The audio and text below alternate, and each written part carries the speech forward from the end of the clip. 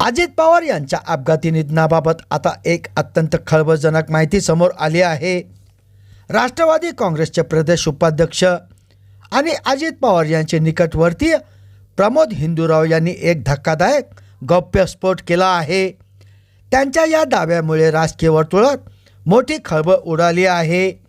दादा रस्ता मार्गाने बारामतीला जाणार होते, पण ऐन वेळेस तो फोन आला आणि विमान प्रवासाचा प्लान ठरल्याची माहिती प्रमोद हिंदूराव यांनी दिली।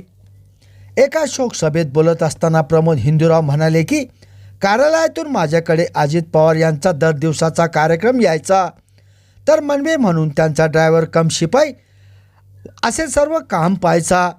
ज्या दिवशी त्यांना जायचे होते त्याच्या आदल्या दिवशीच आपण बाय रोडने जायचे अशी त्यांची तयारी झाली होती।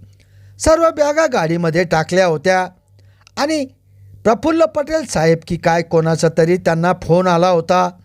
मी माझे काहीतरी काम आहे, मंत्रालयातील ती फाईल क्लिअर करायची, म्हणून त्यांनी सेक्रेटरीला फोन केला आणि कागदपत्रे घेऊन येण्यास सांगितले, कारण पुन्हा मी आठवडाभर नाही, इलेक्शनला जाणार आहे। फाईल आणायला 7:30 वाजले। मग त्यांनी ड्रायव्हरला गाडीतून बॅग काढायला सांगितले। माजी आमदार जगन्नाथ शिंदे यांनी अजित पवार यांच्यासाठी शोकसभेचे आयोजन केले होते। आयोजित या शोकसभेत बोलत असताना प्रमोद हिंदूराव यांनी हे धक्कादायक विधान केले आहे।